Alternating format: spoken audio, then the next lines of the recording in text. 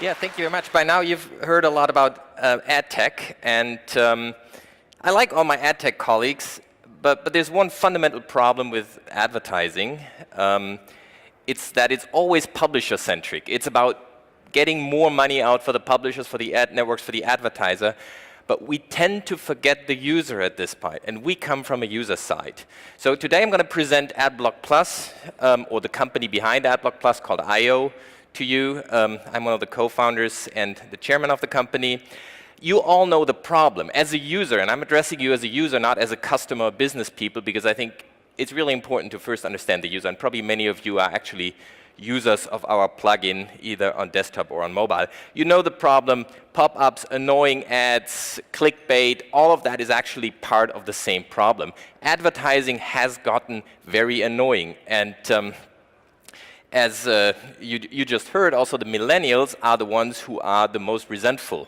They block advertising at an alarming rate because of that. But it's also not just online annoyances and the advertising annoyances which is actually a problem. It's also the cost of bandwidth. This is a stat from the New York Times, so actually a media company, which I find the most interesting, is actually that the cost of loading the content is significantly higher than the cost to load the editorial content. And what is actually worse is that the cost to load advertising, so what you as the user pay from your mobile phone, is much more than what the publisher earns, which is actually less than 5 cents.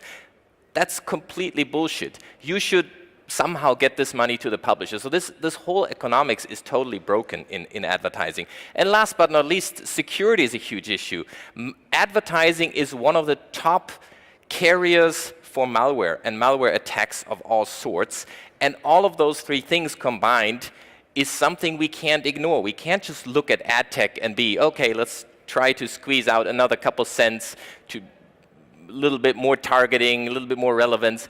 The model fundamentally is broken, and that's what we're addressing. We're addressing it from the user side. We've developed a plugin which does what the name suggests, ad blocking, and we've over the years grown to all the platforms, all the browsers, including the mobile phones, and grown to much more than 100 million active users with over 1 billion downloads. And an active user in our case is obviously very active. It means that every single request he or she does through our platform, through the browser, is basically channeled through our logic. Not in a physical sense, because all the logic is done on the user's computer. Privacy is very, very important to us, so we don't run our own service, we don't channel anything through us, but the logic actually sits at the user at the computer or the phone of the user. On top, we're 100% open source. We're very proud of that. Basically, everyone can control every line of code we do and see if there's any type of things he or she doesn't like. So it's actually something which makes us very strong as a company. For that, we're still a considerably kind of small team. There's about 70 people headquartered in Cologne, but with a bunch of people basically working all over the world, where we happen to find the best developers. And the company is pretty much bootstrapped and profitable. Now, all of this, of course, is not met by a lot of love by the publisher side. This is a cover from just last month's Ad Week in the United States, and they've depicted our war with Mark Zuckerberg's Facebook in this really cool painting, which we now have in our office hanging.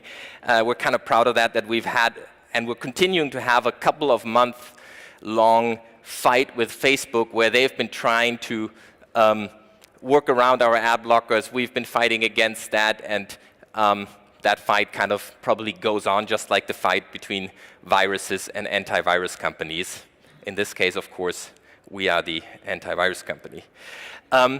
Again, the core question to us is how the users really feel about it. And I want to get back to that question and show you a couple of really interesting stats.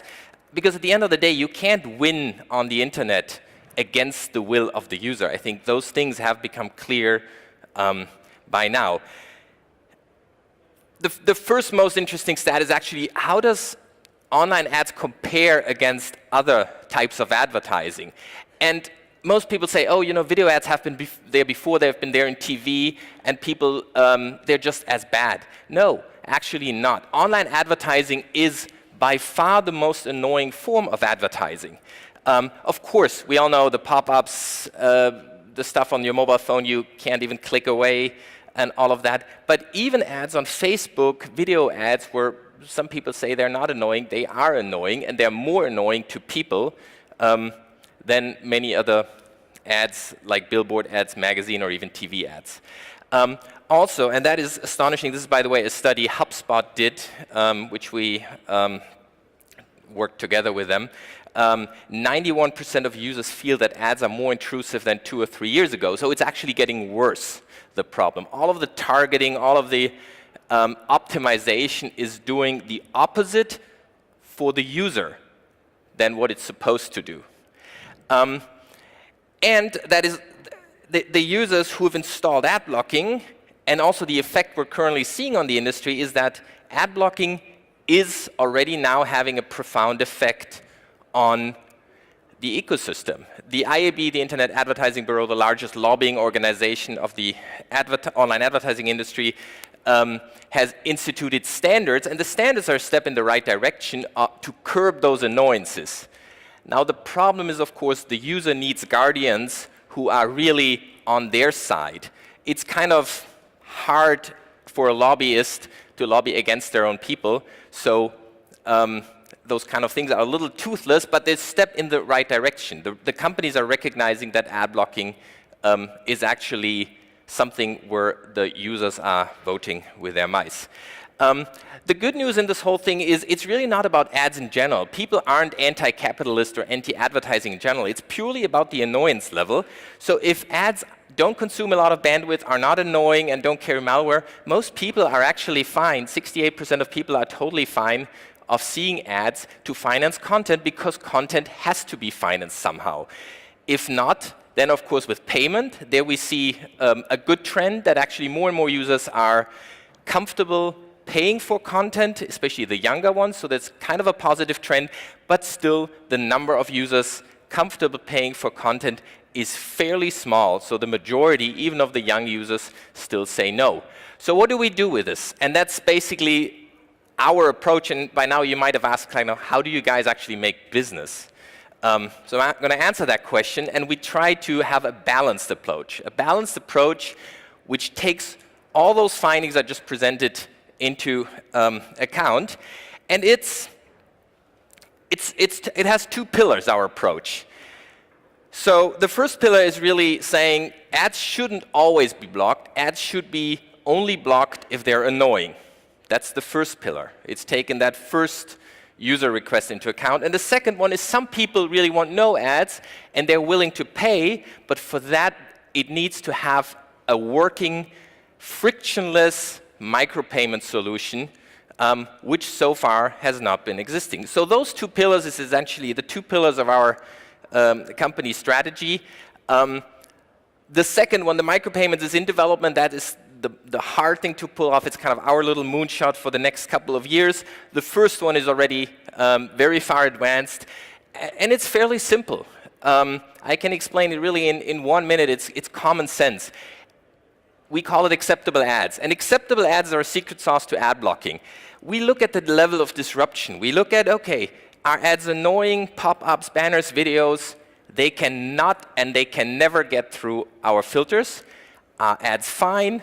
They can get through.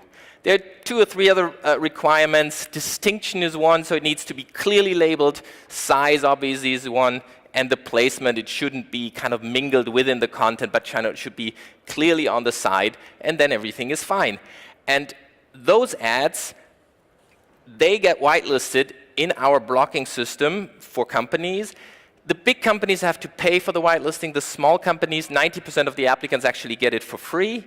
And the user can always choose. The user can always say, I want full whitelisting, I want nothing, like AdBlock Plus should block everything. So the user has complete choice, but at the end of the day, we offer an approach which says, okay, this should be kind of a balance between the 2. We've won tons of customers with this approach. Some of the bigger ones, Google, Microsoft, Outbrain, and also many companies over here in Europe, with this balanced approach of saying, okay, let's make the internet better for everyone, and we start by purging bad ads, and for us, that's where we want to go over the next couple of years and try to improve the experience for all of you and for all of the millions and hundreds of millions of internet users out there. Thank you.